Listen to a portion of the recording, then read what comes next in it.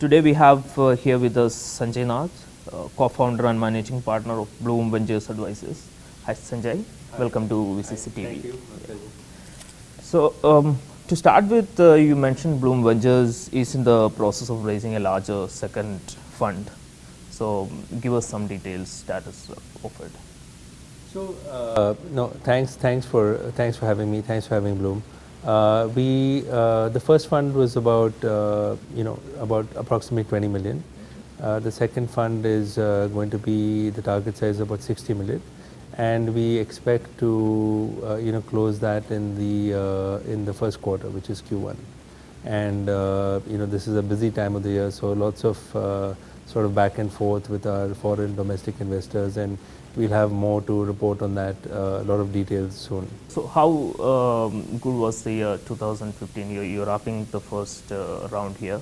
So in an earlier conversation with VCCircle, your co-founder Karthik had mentioned that you're going to invest in say 8 companies, around 8 companies. So how many? Can you give me an overview of the year 2015 for Blume Ventures? For the new fund, for Fund 2? The first one.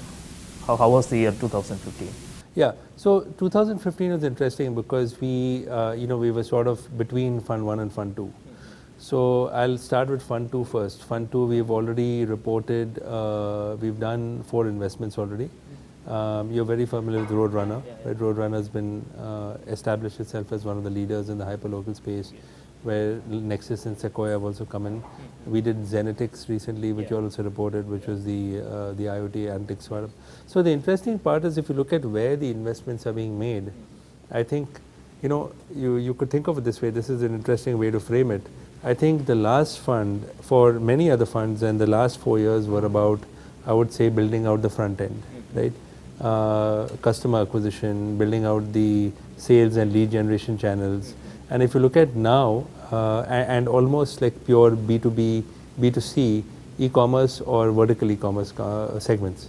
If you look at the companies that we're looking at now, we call it building out the back end, or building out the infrastructure, building out the last mile delivery, right? So you look at Zenetics, which is B2B energy management. You look at Roadrunner, again, it's last mile delivery. We've done Mockbank, which is edtech. And and Chiller, which we've done with Sequoia now, which is fintech. So I think, one of the questions we also talked about is the theme has changed from just pure B2C to B2C plus fintech, edtech, everything that's enabled around the mobile device, health tech, right, medtech.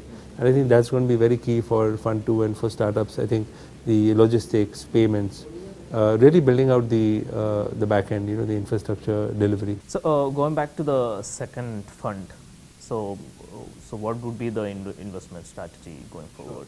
Sure.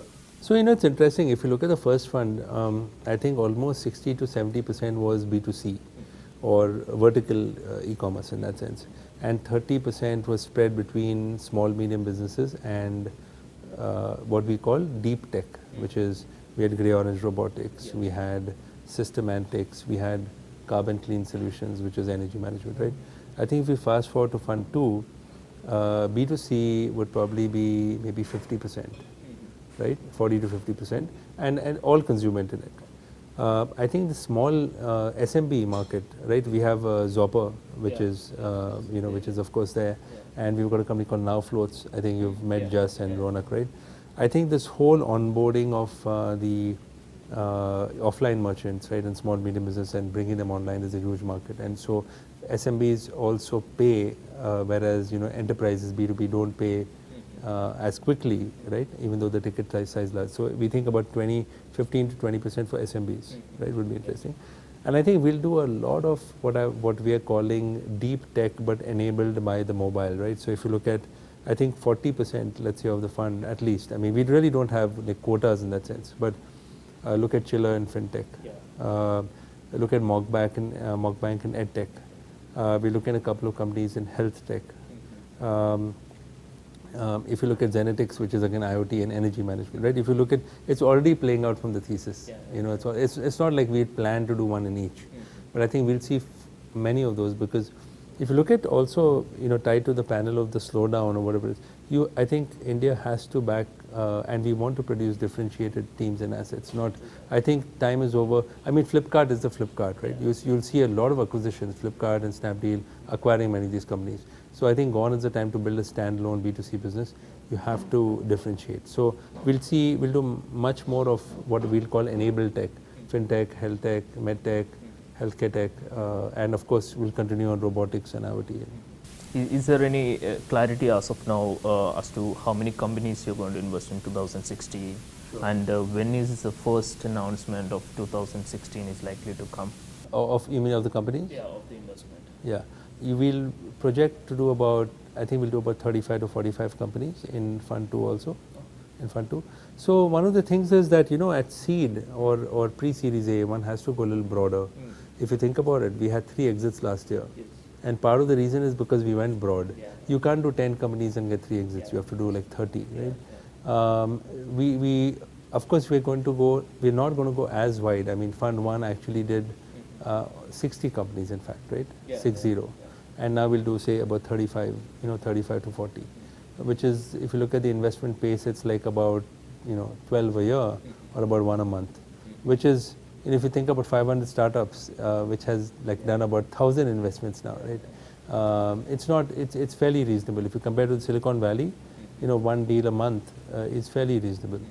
So it's interesting, 20 million becoming 60 million in terms of fund size, but the number of companies will get reduced from 60 to say about 35 to 40. Yeah.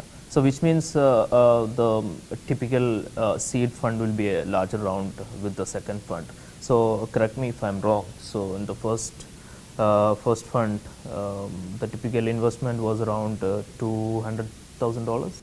Yeah, I think about $1 crore or $1.5 crore was typically the typical. So with the next second fund 2, so would it go to say around 400,000 or to $500,000? No, I think what we're seeing is like you've seen in a lot of the the panels and conferences. I think everything has moved upward, right? I mean, seed and angel as asset classes have also moved upward. So I think the average, if you look at companies like Grey Orange or Zopper, the average round size when we actually invested was say about 2 crores, right? Yeah. Today I think they're raising sometimes at least $1 million, 6 crores. That's increased 3 times. Series A's 3-4 years ago were about 2 million. Now they're about 3 to 5 million. So that's increasing. So I think average check size would be about still about will be larger, about $500,000. But we do fewer companies because the idea is to leave more capital for later, right? For later rounds and go deeper on those winners. And therefore, those 35, 40 companies, if you think of it as a funnel, only 15 or 20 of them will go to the next level, and those are the ones you'll fund. So it's the classic. So what we're doing is we're increasing the reserve ratio. So there's a squeeze in funding. So do you think this slowdown will clean up the startup ecosystem, or will it slow down growth?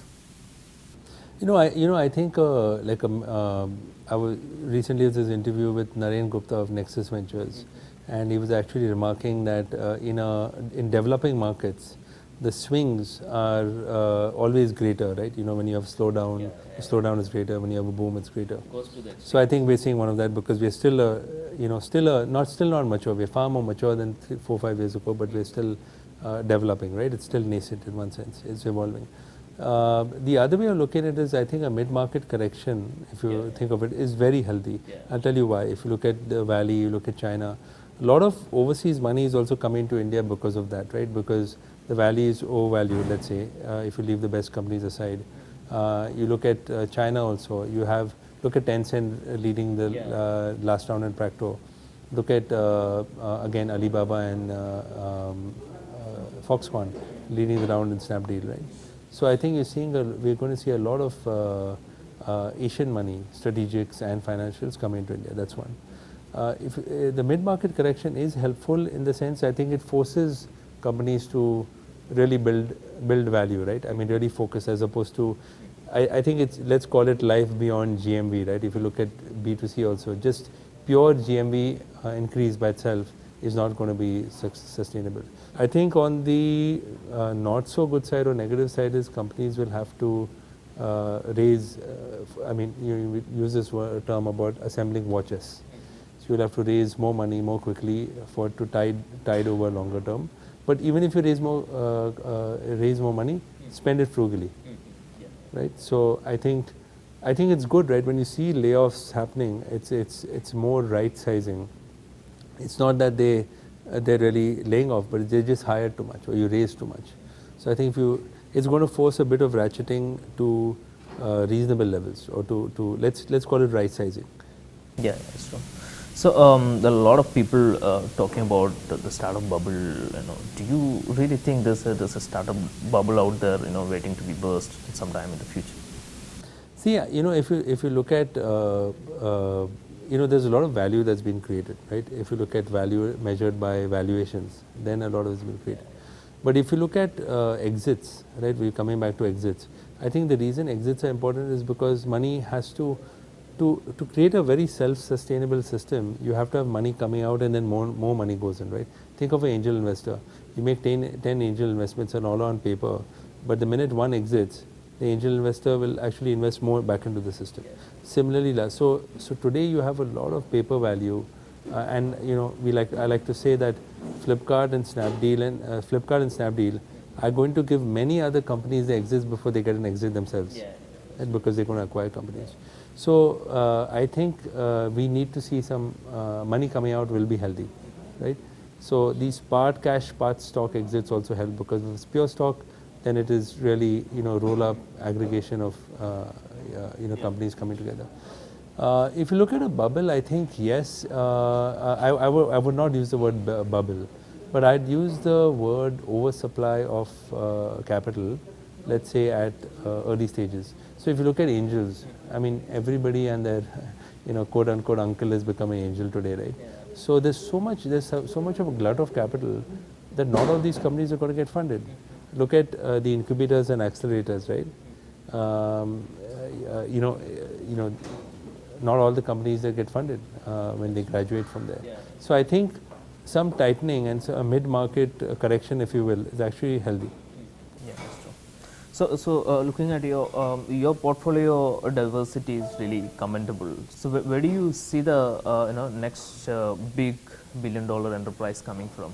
Let me put it this way. I think the outliers will come from two types of companies. One is that are focused on the consumer internet in India around mobile, right? So, but they won't necessarily be the Flipkarts and the Shopclose. I think they might come from fintech. They'll come from enablers of the ecosystem. So look at payments, look at delivery, right?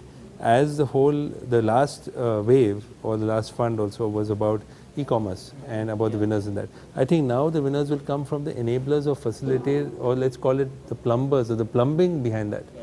Payments, delivery, right? Because whoever wins or loses, those companies are going to win. So you talk to a lot of startups, maybe on a daily basis. So what are the key mistakes that you think startups make when they approach an investor? That's always a $1 million question, right? Or today, literally $1 million, because the seed round has become like $1 million. I think one is approaching the right investor at the right stage. That's important, right? Because there is, you want to go to a reputed VC for funding, but not too early, because because the VC might actually invest in 3-4 companies, right? And even if you're doing well, but if you don't take off like the others, you're not going to get the next round of funding for whatever reason, and then other VCs won't fund you. So I'd say doing your research, I really encourage startups to do your research, and not all investors are the same. That know who your partner is, that's one, right? I think second, I think also the approach to raising capital is very important today, right? I think about 1 or 2 years ago it would be, raise capital, step on the gas. Don't worry about your burn rate, because higher the burn rate means higher growth. And if you grow faster, it means you are going to emerge as a category leader. I think today, if you think of a growth versus profitability graph, profitability was never really looked at, right? I think now, if there's no profitability, there has to be at least a path to profitability. So I think that's, I think the first point was, going to the right investor. Second is thinking about the business and the finance and finance and growth in the right way with the right metrics.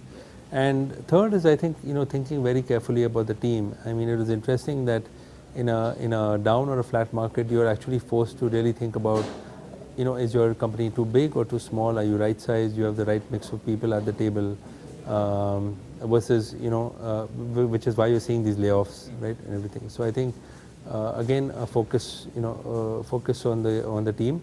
And I think fourth, I would say, not every business has to have differentiated tech, right? But I think a focus on the differentiators is critical. So one final question, 2016 is around the corner now. So what is your outlook for the next year? How will be, the next year will be, for the startup ecosystem? I think 2000 will be a year of, let's call it, level setting, right sizing, where valuations come to the right levels. They don't fall, but they come to the right levels. And it's good in a sense that the layoffs are happening now. You've taken the fat out of it. Everything's getting right-sized. So I think 2000 should be interesting because India, the fundamentals are very strong. Look at the government. I mean, they all have reported we've been beneficiaries of the government's new funding for a new fund also. They're making changes with taxation. Jayant Sinha and SIDBI are doing a fantastic job. I think the government is very excited about startups also. So I think all that's good. And so I'd say, the sooner the connection happens, it's interesting. But because the fundamentals are strong, I think we're very excited. Yeah. Thanks a lot. I will wrap it up. Thank you. Thanks, Sanjay.